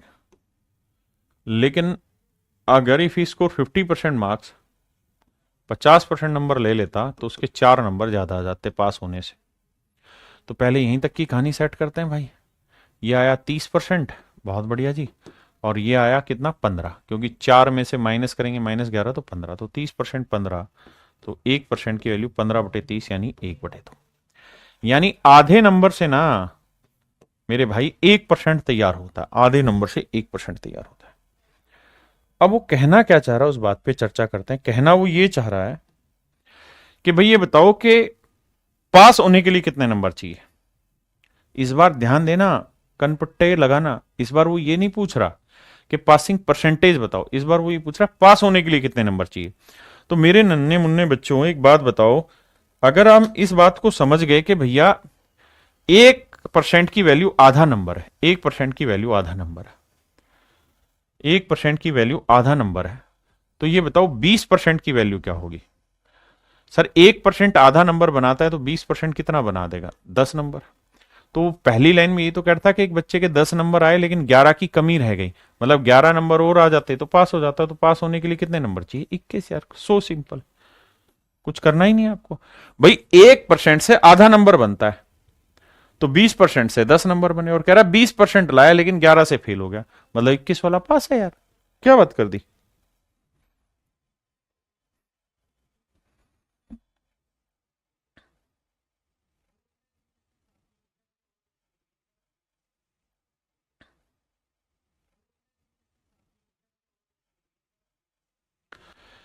सवाल में कह रहा है भाई 31% नंबर एक बच्चा लाता है तो 16 अंकों से फेल हो जाता है, बहुत बढ़िया। लेकिन अगर 40% नंबर लाया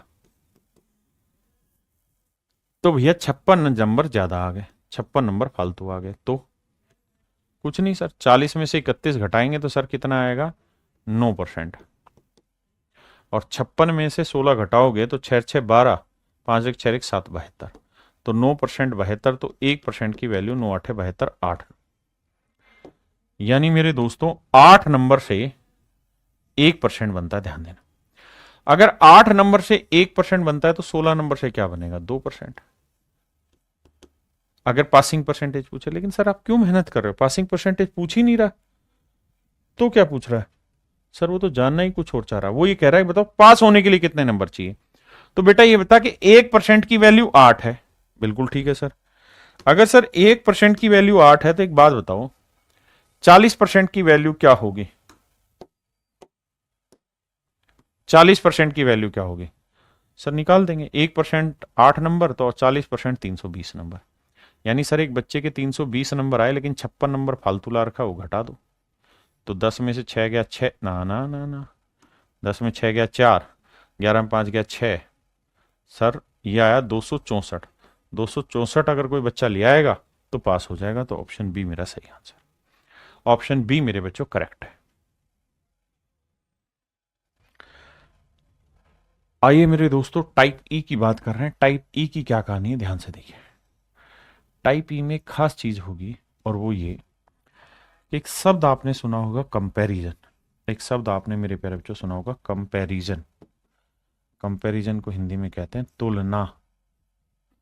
क्या कहते हैं, तुलना। एक कंपेयर शब्द से बना हुआ है, कंपेयर को बोलते हैं तुलना करना। मेरे दोस्तों कंपैरिजन आप 3 चीजों के थ्रू बेसिकली करते हैं। सबसे पहला है परसेंटेज, प्रतिशत के थ्रू। दूसरा आप कंपैरिजन करते हैं रेशियो के थ्रू। और तीसरा आप कंपैरिजन करते हैं फ्रैक्शन के थ्रू। अगर और ध्यान से देखें तो तीनों का मतलब एक ही है, प्रतिशत, अनुपात और भिन्न। एक शब्द यहां बड़े ध्यान से देखिएगा, और ये टाइप जो है ये अपने आप में बहुत खतरनाक है, इसलिए ध्यान से इस बात को सुनिएगा। कंपेयर, कंपैरिजन करते वक्त हमें रियल वैल्यू लेने की जरूरत नहीं, लेने की जरूरत नहीं, जरूरत नहीं। मेरे दोस्तों मैं ये कह रहा हूं कि जब भी आप कंपैरिजन कर रहे हैं तो वहां हमें रियल वैल्यू लेने की जरूरत नहीं। अब आप कहेंगे क्या राम कहानी लिखवाई, इस बात का अर्थ तो समझाओ। तो आ जाओ मेरे दोस्तों। मेरे दोस्तों अगर मैं आपको ये कहूं कि भाई मेरी उम्र और आपकी उम्र में तुलना करके बताओ, मेरी एज और आपकी एज में कंपैरिजन करके बताओ, तो आप कहेंगे कि सर ना तो मुझे आपकी उम्र बताने की जरूरत है, ना मुझे अपनी उम्र बताने की जरूरत है, मैं वैसे ही कह दूंगा कि आप 2 साल के हो तो सर हम 3 साल के हैं।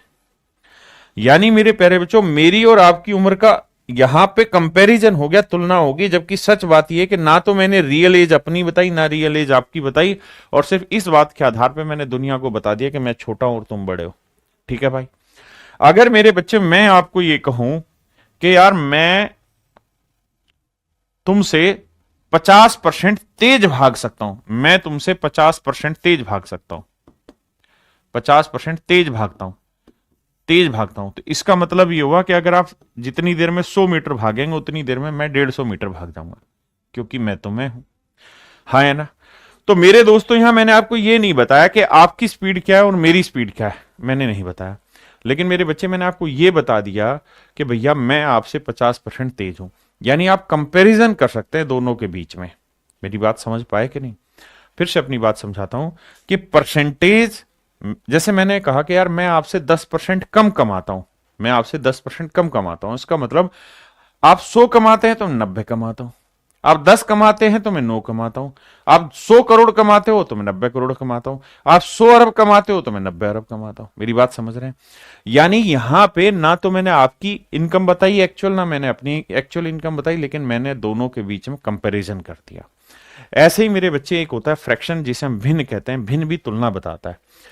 मैं कहूं कि यार मैं आपका 2/3 स्पीड से भाग सकता हूं, मैं आपकी 2/3 स्पीड से भाग सकता हूं।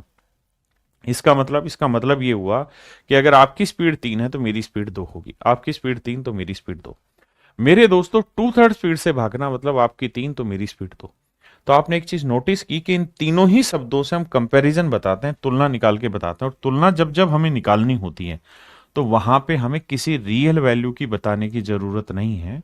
मतलब हमें एक्चुअल में ये बताने की जरूरत नहीं है कि मेरी उम्र कितने साल और आपकी उम्र कितने साल है, बस रेशियो के थ्रू ही मैं उस बात को डिफाइन कर दूं। तो मेरे दोस्तों आज हम जो चर्चा कर रहे हैं वो कंपैरिजन पे चर्चा कर रहे हैं, ध्यान से समझिएगा। और इस बात को समझिएगा कि जब भी हमें कंपैरिजन फाइनल में निकालना हो तो हमें कोई रियल वैल्यू लेने की जरूरत नहीं है। और इस रियल का मतलब है कांस्टेंट वैल्यू लेने की भी जरूरत नहीं है। रियल को ही आप कांस्टेंट भी कह सकते हैं। कांस्टेंट को हिंदी में बोलेंगे स्थिर कोई मान। और अच्छे से समझो तो कोई फिक्स वैल्यू लेने की जरूरत नहीं। कैसे, सवाल के थ्रू समझाता हूं।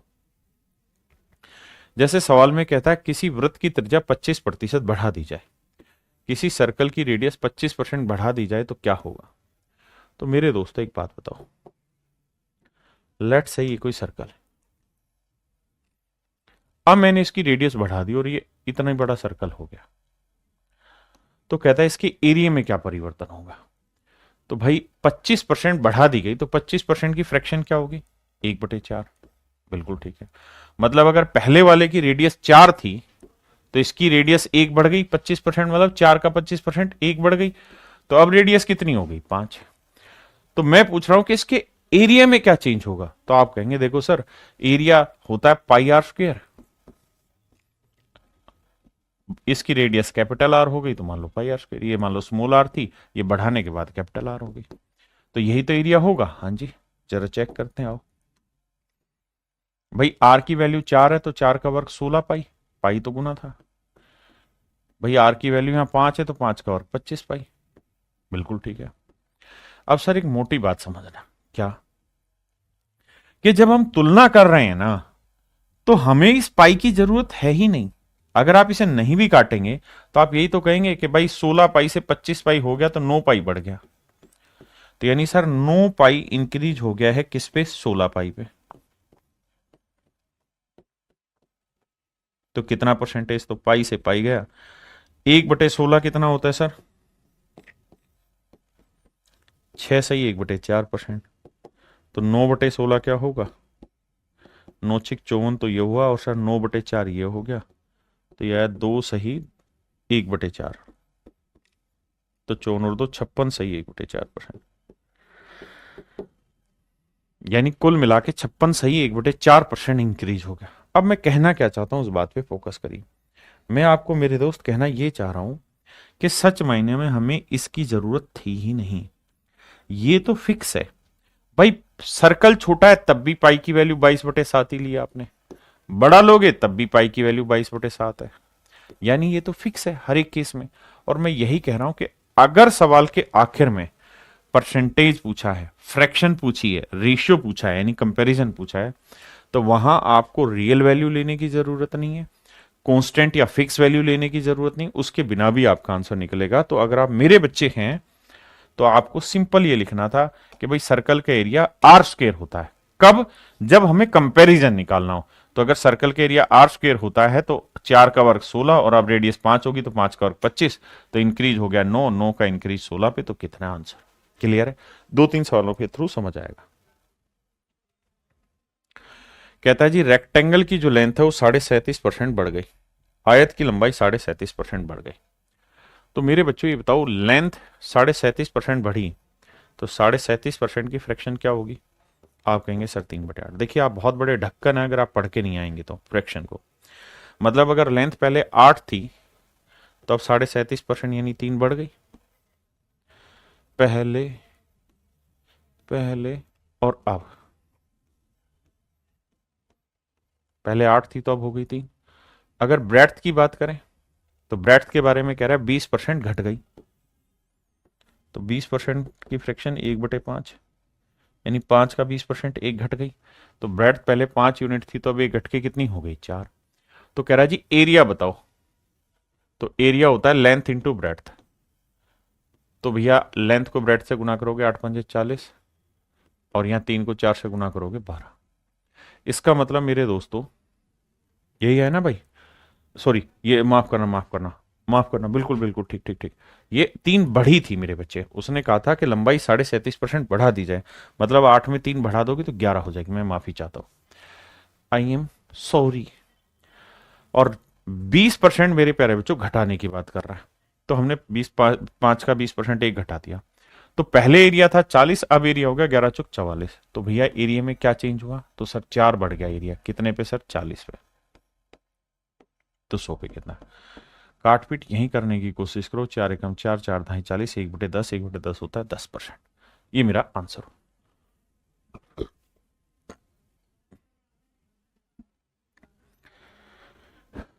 कहता है किसी वर्ग की भुजाएं 40% बढ़ जाती है। 40% की फ्रैक्शन क्या होती है जी? 2/5। मेरे बच्चे 20% की 1/5, तो 40% 2/5। यानी अगर स्क्वायर की जो साइड है, अगर मैं उसकी लेंथ s मान लूं, तो पहले अगर साइड की लेंथ 5 थी, तो अब कहता है 40% बढ़ गई, 2 बढ़ के कितनी हो गई? 7। तो पहले जो 5 थी, अब कितनी होगी मेरे बच्चे? 7। पहले 5 थी, तो अब हो गई मेरे प्यारे बच्चों 7। अगर किसी स्क्वायर की साइड 40% बढ़ गई, मतलब 5 से 7 हो गई, तो कहता है इसके एरिया में क्या चेंज होगा?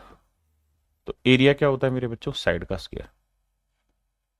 वर्ग का क्षेत्रफल जो होता है वो भुजा का वर्ग होता है। तो 5 का वर्ग 25, और 7 का वर्ग 49।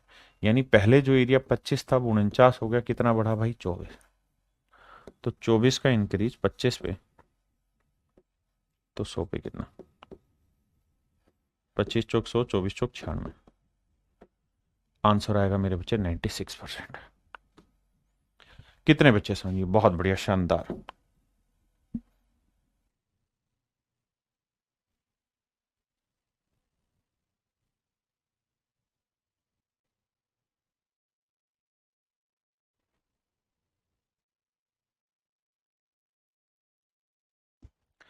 किसी लंबवर्तीय बेलन की आधार त्रिज्या 40% बढ़ा दी जाए और इसकी ऊंचाई 37.5% घटा दी जाए। देखो मेरे बच्चे, हमें ये समझना होगा कि बेस रेडियस 40% बढ़ा दें तो 40% की फ्रैक्शन क्या हो गई जी? 2/5।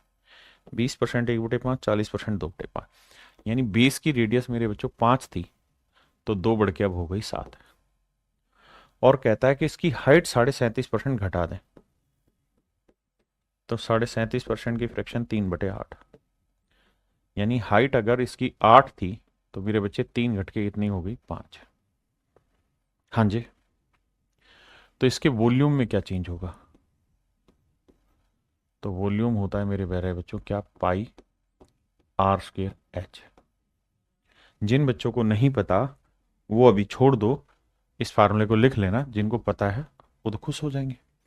तो मेरे दोस्तों, वॉल्यूम होता है πr²h। और मैंने आपको ये बात समझाई कि जब भी आप कंपैरिजन निकाल रहे हैं, तो जो चीज कांस्टेंट रहती है, हर एक बार फिक्स रहती है, उसको हटा दो। तो पाई हटा दिया, तो r²h करेंगे तो r की वैल्यू 5 का वर्ग 25, और h की वैल्यू 8। 25 8 है 200।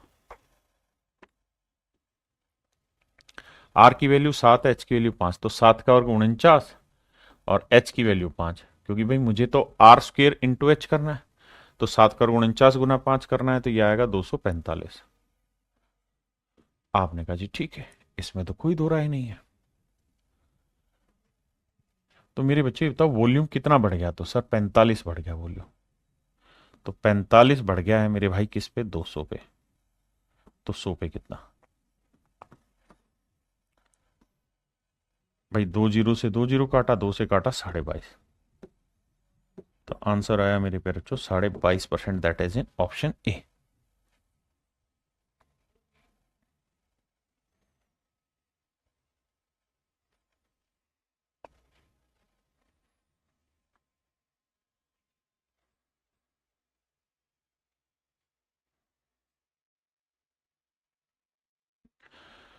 हजार जी रहे हैं। आइए मेरे प्यारे बच्चों सवाल करना शुरू करते हैं। पांचवा ध्यान दीजिए।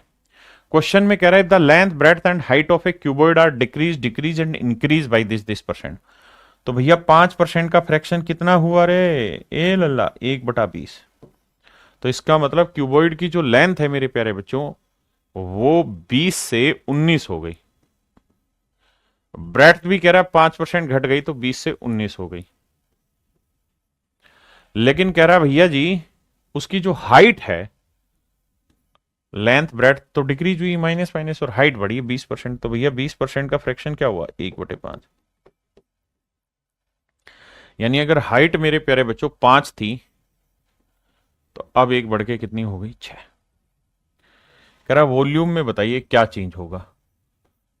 तो ये बात अगर आपको पता है तो बहुत अच्छा। वॉल्यूम होता है length into breadth into height, length into breadth into height.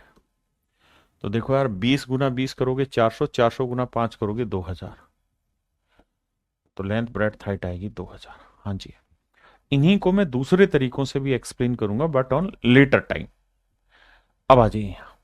19 को 19 से गुना करेंगे 361, 361 को 6 से करेंगे 6 एकम 6, 6 छिंग 36 और 6 ती 18 और 3 21, 2166। हाँ जी, अब भैया कितना बढ़ गया है? तो 166 बढ़ गया है वॉल्यूम। कितने पे भैया? 2000 पे। तो 166 का इंक्रीज है 2000 पे, तो 100 पे कितना? नजर जा रहे हो 83/10 आया, 2 से काटा तो, यानी आंसर आया 8.3%। 8.3% मेरे प्यारे बच्चों मेरा सही उत्तर। 8.3% मेरा सही उत्तर है। Sir why not class open in iPhone? Lalit Baghel भाई आईफोन में भी क्लास ओपन होती, क्या बात कर दी।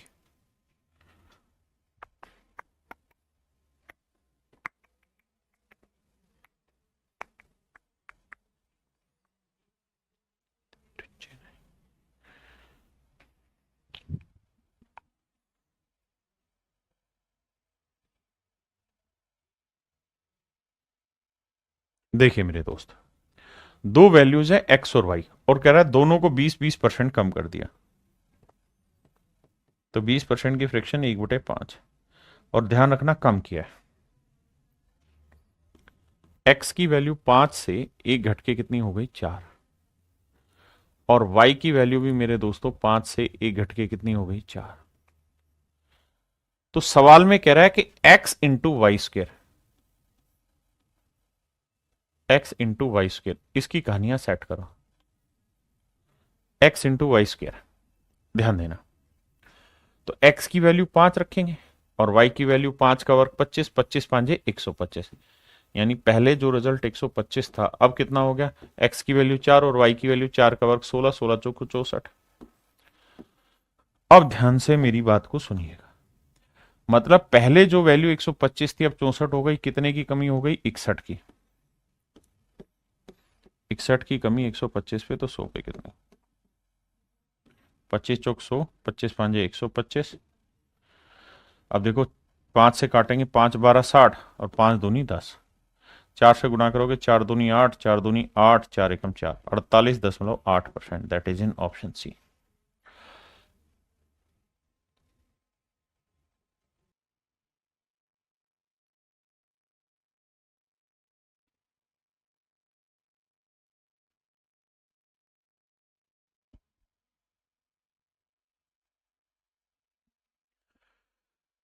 नजर आ रहा है धीरे ही धीरे। मेरे प्यारे बच्चों आइए, सवाल में कह रहा है the population of a town is 1,89,000। किसी शहर की जनसंख्या 1,89,000। 4/9 ऑफ देम आर मेल्स, उसमें से 4/9 भाग पुरुष है। ध्यान देना, 4/9 ऑफ देम, देम का मतलब टोटल पॉपुलेशन का 4/9 भाग पुरुष है। 4/9 लोग पुरुष है कुल जनसंख्या का, बाकी महिलाएं हैं। कहता 50% मेल आर मैरिड, 50% पुरुषों ने ब्याह कर रखा है, मतलब शादी हो रखी है। अब सवाल पे कुछ डिटेल्स इंफॉर्मेशन आपसे चाह रहा है, आइए बात करते हैं। मेरे बच्चों सबसे पहला काम ये देखा करो कि हमसे पूछा क्या है। अगर हमसे परसेंटेज पूछा हुआ है फ्रैक्शन पूछा हुआ है, रेशियो पूछा हुआ है, तो इसका मतलब कंपैरिजन पूछा हुआ है। और कंपैरिजन जब जब पूछा हो, there is no need of real value की जरूरत नहीं, फिक्स वैल्यू की जरूरत नहीं, कांस्टेंट वैल्यू की जरूरत नहीं, इन सारी चीजों की जरूरत ही नहीं होती आपको। So you can just simply ignore them. Okay, आओ जी। नजर आ रही है, देखिए मेरे दोस्त, कह रहा था population of A town is 1,89,000, किसी शहर की जनसंख्या 1,89,000 है। 4/9 ऑफ देम आर मेल, मतलब कुल जनसंख्या का 4/9 भाग पुरुष है। तो कुल जनसंख्या का 4/9 भाग, मतलब अगर टोटल पॉपुलेशन 9 है, कुल जनसंख्या टोटल पॉपुलेशन अगर ये 9 है मेरे प्यारे बच्चों, अगर कुल जनसंख्या 9 है, अगर मेरे प्यारे बच्चों कुल जनसंख्या 9 है, कुल जनसंख्या 9 है मेरे दोस्तों, ध्यान देना, अगर कुल जनसंख्या 9 है तो कह रहा है उसमें 4 भाग पुरुष है, 4 आर मेल।